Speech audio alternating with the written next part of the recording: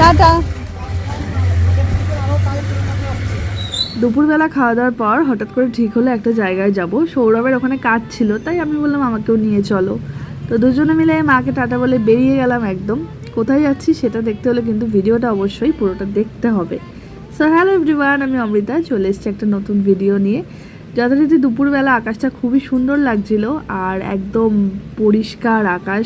At first আমরা তেল ভরবো গাড়িতে, আর এটা কিন্তু যশোর রোড। তোমরা যারা চেনো চেনো, আর যারা চেনো না দেখে নাও। আর ওই দিকে কিন্তু এয়ারপোর্ট। যতই প্লেন ঝরিয়া যাই করি না কেন, এই যে এরকমভাবে প্লেন দেখার কিন্তু একটা মজাই আলাদা।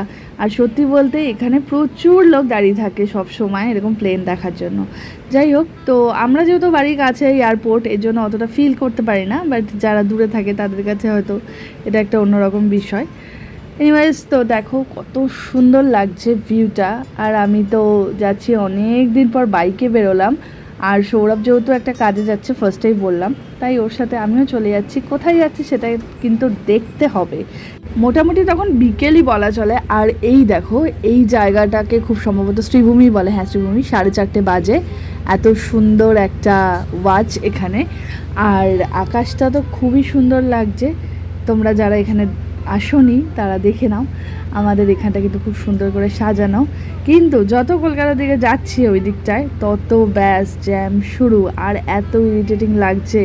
সো ইরিটেটিং লাগলেও কিছু করার নেই, জ্যাম রাস্তা। আর আমরা কি করব, এই যে আমি একটু ওর সাথে ভিডিও নিয়ে নিলাম দুজনের। তো প্রত্যেকটা সিগন্যাল আমরা দাঁড়িয়েছি, প্রত্যেকটা সিগন্যাল খেয়ে গেছি, কিছু করার নেই। তাও সৌরভ অনেক এক্সপার্ট আছে, এরকম টুকটাক করে বেরিয়ে যেতে পারে, তাই জন্য আর প্রবলেম হয় না। তো আস্তে আস্তে আস্তে আমরা কিন্তু আমাদের ডেস্টিনেশনে চলে এসেছি, অলমোস্ট মানে একদমই কাছাকাছি চলে এসেছি। তো কোথায় এসেছি, কেন এসেছি, এই জায়গাটা কিন্তু অনেকেই চিনতে পারছো, সেটা এক্ষুনি দেখতে পারবে। তোমাকে এখানে নামিয়ে দাও বরঞ্চ, নাকি? এটা আর কোথাও না, এটা আমাদের কলকাতার নিউ মার্কেট, খুব ফেমাস জায়গা। তো আমি হাঁটতে হাঁটতে এদিক সেদিক করতে করতে মনে হচ্ছে না আকাশের চাঁদ পেয়ে গেছে হাতে। আর সৌরভ পাশেই গেছিলো, তো ওখানে ও কাজকর্ম সেরে আমাকে নিয়ে নেবে। তো যথারীতি আমি তো চুড়ি দেখে পাগল হয়ে যাই, পাগল। ছোটোবেলায় মেলায় গেলে আগে কাচের চুড়ি পরে হাত দুটোকে ঝুলিয়ে রাখতাম যাতে কারোর সাথে টাচ না লাগে। বাট এখন মেলাতে এই টাইপের চুড়ির দোকান একদমই দেখা যায় না, আমাদের এদিকে বিশেষ করে। তো যেই ভাবা সেই কাজ, আমি একদম যেটাকে রেশমি চুড়ি বলে সেরকমই নিয়ে নিয়েছি 2 ডজন, একটা লাল আর একটা কালো। ততক্ষণে সৌরভও ফোন করছে যে তোমার কাজকর্ম কমপ্লিট হলে আমাকে ফোন করো।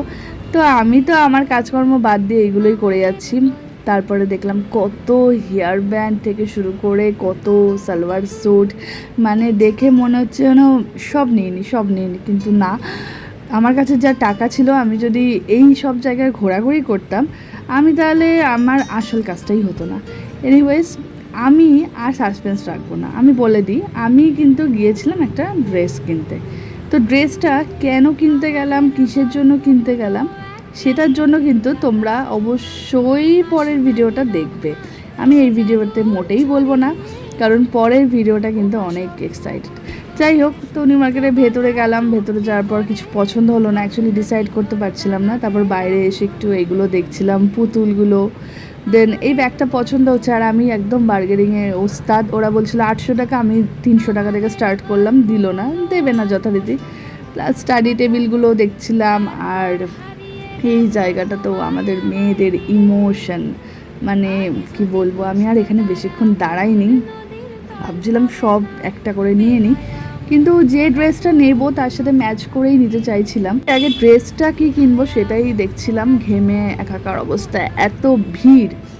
আর এই কানের দুলগুলো মাত্র 30 টাকা করে ছিল, আমি এটাও নিয়ে নিই। মানে আমার একা থাকলে একটা প্রবলেম হয়, আমি নিজের জিনিস কিনতে গিয়ে খুব কনফিউজড হয়ে যাই যে নেব কি নেব না। তারপর কিন্তু চলে গেলাম সিরাম মার্কেটে। সিরাম মার্কেটে যাওয়ার পর ওখানে তো এত বড় লোকিয়া ব্যাপার স্যাপার, এক একটা নিউ মার্কেটে যে ড্রেসগুলোর যা দাম, এই সিরাম মার্কেটে তার ডবলের ডবল। তাই জন্য অত বেশি ঝামেলা না করে আমি ডিরেক্ট আবার নিউ মার্কেটে চলে এলাম।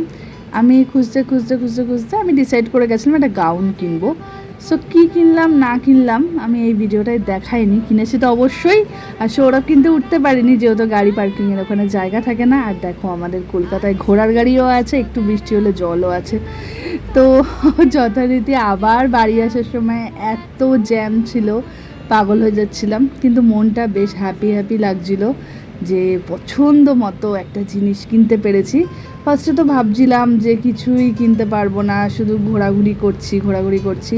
আর আমি আমার লাইফের ডিসিশন মানে নিতে গেলে খুব কনফিউশনে পড়ে যাই আর কি, উইদাউট সৌরভ। তো যথারীতি ওকে তো ভিডিও কল করলামই, তারপরে এই চুড়িগুলো নিয়ে ভিডিও করছিলাম একটু ঢং ঢং করে ওর কাঁধে হাত ফাত রেখে। আর দেখো এখানে কি সুন্দর আমার ভালোবাসার শহর কলকাতা, সত্যিই তাই। আর আসার সময় সেই ঘড়ি, অতঃপর বুঝতেই পারছো আমরা বাড়ির দিকেই আসছি আস্তে আস্তে। আর চুড়ি পরলে আমি হাতগুলোকে সবসময় এরকমই করি, একটুখানি ঢং ঢং করি। তারপর আমরা যথারীতি একদম এয়ারপোর্টের সামনে চলে এলাম। আর দেখালামই যে আমাদের বাড়ি তো এয়ারপোর্টের একদম সামনেই। যত বাড়ির দিকে এগোচ্ছি তত যেন মনে হচ্ছে প্রাণ ফিরে পাচ্ছি, কলকাতায় পুরো দম আটকে আসছিল। আবার যারা ওখানে থাকে তাদের ওটাই অভ্যস্ত, আমি কিন্তু কাউকে কোনো ছোট করে কথা বলছি না, যার যেখানে বাসস্থান সেটাই সব থেকে ভালো। তো চলো এই ভিডিও এখানেই শেষ করছি। মনে অনেক আনন্দ নিয়ে বাড়ি ফিরছি। আর ড্রেসটা কেন কিনলাম অবশ্যই কিন্তু পরের ভিডিও দেখতে হবে। ততক্ষণ পর্যন্ত সবাই সুস্থ থেকো, tata, bye, love you all.